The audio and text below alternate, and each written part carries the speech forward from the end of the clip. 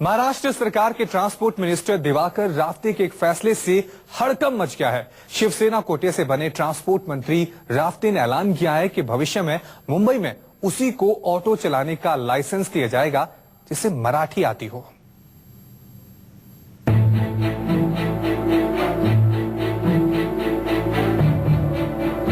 सिर्फ मराठी भाषियों को ही taxi permit देने के ऐलान से महाराष्ट्र की सियासत गर्मा गई है।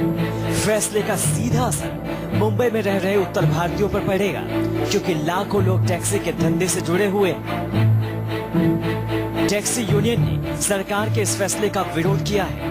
बीती रात सेना के गढ़ कहे जाने वाले बांद्रा इलाके में मातोश्री से 4 कदम की दूरी पर जय हो फाउंडेशन ने सेना के खिलाफ होर्डिंग लगाकर मोर्चा खोल दिया है। तो सिर्फ एक भाषा के वजह से आप उसे उसके कारोबार से दूर कर दें, उसकी परमिट ना दें, तो ये तो बड़ी नाइंसाफी है। क्योंकि हम तो भारतीय हैं और हमारा तो पूरा संवैधानिक हक बनता है कि हम पूरे हिंदुस्तान में चाहे जहां जाएं, चाहे जिस भाषा में बोल के अपने कारोबार को करना चाहें करें। ये केवल मराठियों को बेवकूफ बनाने का काम चालू है। जो कानून है उसको बार बार छेड़ करके अपनी ओछी राजनीति, अपने जो उनको मराठियों को काम देना चाहिए वो मराठी को काम ना देकर ही केवल बयानबाजी कर रहे, ये बहुत गलत है। ये मराठी उनको जवाब देगा। मुंबई में करीब 1.5 लाख ऑटो टैक्सी चालक हैं, लेकिन इनमें से ज्यादातर वो हैं जो किराए पर परमिट लेकर टैक्सी चला रहे हैं। महाराष्ट्र सरकार ने सालों पहले टैक्सी के लिए परमिट देना बंद कर दिया था, लिहाजा लोगों को उम्मीद थी कि नई फडणवीस सरकार परमिट देने का ऐलान करेगी। सरकार ने ऐलान तो किया, लेकिन मराठी भाषियों को ही परमिट देने से विरोध के सुर तेज हो गए हैं। सबको मिलना चाहिए, सबका हक है, सबको मिलना चाहिए। मराठी नहीं आती तो क्या परमिट नहीं मिलेगा? क्या भूखे माने क्या? अगर ऐसा बोले, ऐसा करेंगे सर लोग, आप लोग साहब लोग जो है पूरा सरकार, अगर हमारे साहब लोग अगर ऐसा करेंगे तो हम लोग का कैसा पेट चलेगा सर? मुंबई में टैक्सी पर उत्तर भारतीयों का कब्जा है। साफ है कि शिवसेना के कोटे के मंत्री रावते ने मराठी वोट बैंक को साधने के लिए ये नया फरमान जारी किया है। सरकार के इस फैसले से सहयोगी बीजेपी भी परेशान है।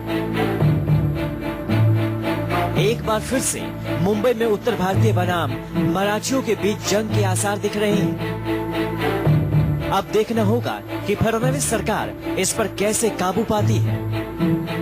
प्रवीण मिश्रा, मुंबई, न्यूज़ 24।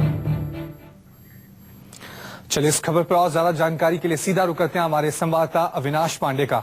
अविनाश, सवाल यही उठता है कि जिस तरह से ये तुगलकी फरमान दिया गया है कि एक भाषा न बोल पाने की वजह से कई लोगों का रोजगार छीना जा रहा है, किस तरह का रिएक्शन है महाराष्ट्र में इस फैसले के बाद?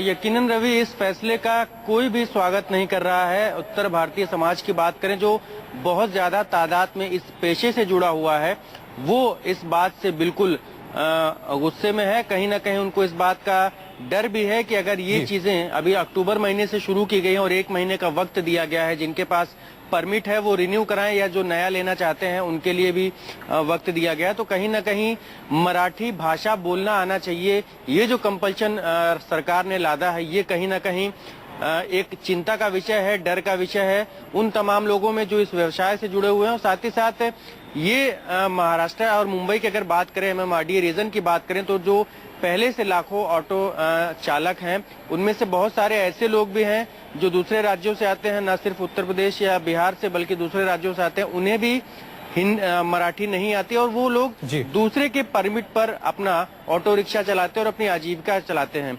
तो कहीं ना कहीं सरकार के इस कदम से ये तमाम जो लोग हैं, लाखों परिवार जो हैं, वो कहीं ना कहीं चिंताग्रस्त हैं और ये जो पूरा खामियाजा है इनको भुगतना पड़ेगा। तलखी सरकार में है, शिवसेना और बीजेपी की आपसी जो कलह चल रही है, उसका कहीं ना कहीं जो खामियाजा है वो लगता है रवि, यहाँ पर उत्तर भारतीय समाज को इस तरह से उठाना पड़ेगा। चलिए अविनाश, बहुत बहुत शुक्रिया इस तमाम जानकारी के लिए।